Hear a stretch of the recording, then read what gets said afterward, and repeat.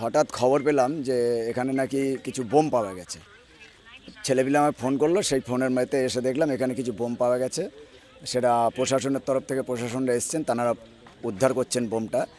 একটা জিনিস আমরা বলতে চাই যে এই ভাঙড়ের বুকে যেভাবে এই যে আইএসএফের যে উৎপাত, চারিদিকে যে বোমের ছড়াছড়ি, এইগুলো আমি নওশাদকে বলবো যে অবিলম্বে এগুলো বন্ধ করুন। যেভাবে আপনার চেলাচামান্ডারা এই ভোটের সময় আগ্নেয়াস্ত্র এবং বোম নিয়ে যেভাবে খেলাগুলি হচ্ছে, আজকে একটা রাস্তার ধারে একটা মোটর ঘরের পাশে সেখানে বোম রেখে দেওয়া, তাহলে এটা নিশ্চয়ই একটা পরিকল্পনা ছিল। হয়তো বোম বাঁধছিল কোথাও, নিয়ে যেতে পারেনি, রাস্তায় লোক দেখে এখানে ফেলে দিয়ে গেছে, এরকম একটা কিছু হবে। তাই জন্য এখানে হচ্ছে এখানে বিভিন্ন মানুষ ওঠা বসা করে, যদি একটা বোম বাস্ট হয়ে যায় তাহলে মানুষের তো ক্ষতি হবে। তাহলে এইগুলো তো খুব বাজে জিনিস। বোমের রাজনীতিটা কেন হবে? যে নওশাদ বলেছিল ভাঙড়ের বুকে বই খাতা পেন হাতে তুলে দেবো, সেই জায়গায় আমরা দেখতে পাচ্ছি যবে থেকে 2023-এর পর থেকে প্রত্যেকটা মানুষের হাতে বোম আর মেশিন। এত ভাঙড়টাকে জঘন্য বানিয়ে তুলেছে।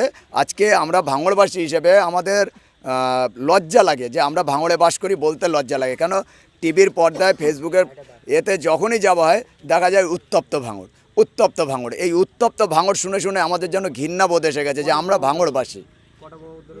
আপাতত আমরা প্রশাসন মাধ্যমে আমরা শুনতে পেলাম যে 7খানা বোম এখানে নাকি পাওয়া গেছে।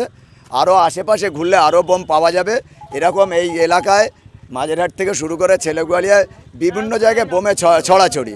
তা আমরা প্রশাসনের কাছে অনুরোধ করব যে দল মত নির্বিশেষে, আইএসএফের বাড়ি হোক, তৃণমূলের বাড়ি হোক, প্রত্যেকের সার্চ করে যাদের বাড়িতে বোম পাওয়া যাবে কঠোরভাবে সাজা দেওয়া। এই আশেপাশের আগান বাগানে খোঁজ করলে প্রচুর বোম পাওয়া যাবে। আমার কাছে প্রথমে একটাই প্রশ্নটা হলো যে যেখানটাকে বোমটা পেয়েছে, এইটা আমাদের আইএসএফের ছেলে কেউ দেখতে পেলো না, টিএমসির ছেলেটা ওখানে কীভাবে দেখতে পেলো, এটা আমার প্রথম প্রশ্ন। আর তারা যে দেখতিটা যে পেলো, আমাদের আইএসএফের ছেলে দেখতে পেলো, টিএমসির ছেলেটাই প্রথমেই দেখতে পেলো। আর কারোর চোখ লাগলো না? যে কোনো আইএসএফের চোখে কি সাধারণ মানুষের চোখেও পড়লো না? শুধু ওদের চোখেই পড়লো। আমরা ওরকম অশান্তির রাজনীতি আমরা করতে চাই না, আমরা শান্তির রাজনীতি করতে চাই। ঠিক আছে, এটাই হলো কথা। এখানে আইএসএফ ভোটের আগে অশান্তি পাকানোর জন্য এই বোমগুলো মজুত করেছে। শুনুন, সেটা একটা কথা বলি, সেটা ভালো রকম জানে। সেটা আপনার ওটা বাউনিয়ায় যে ঘটনা ঘটেছে দেখেছেন তো, পুকুরের ভিতরে বোম পেয়েছে। কারা বেঁধেছিল? টিএমসিরা। সে ওইদুল কোথায়? সে বাড়ি নেই কেন? টিএমসির যে ওইদুল, যে শওকত মোল্লার সাথে থাকে ওইদুল, সে ওইদুল এখন কোথায়? সে বাড়িতে নেই কেন? তাকে আগে চেক করে দেখুন সে কোথায় আছে। তাহলে আমরা মজুদ করছি? মজুদটা ওনারাই করছে। ওনারা করে ওখানে রেখেছে বোমটা, রেখে আমাদেরকে ফাঁসানোর চেষ্টা করছে।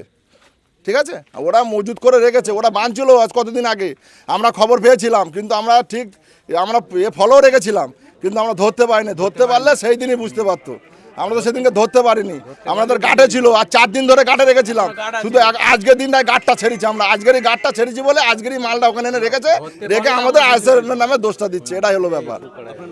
আমার নাম আজিজুল মোল্লা, আমি এখানকার গ্রাম পঞ্চায়েত আইএসএফের।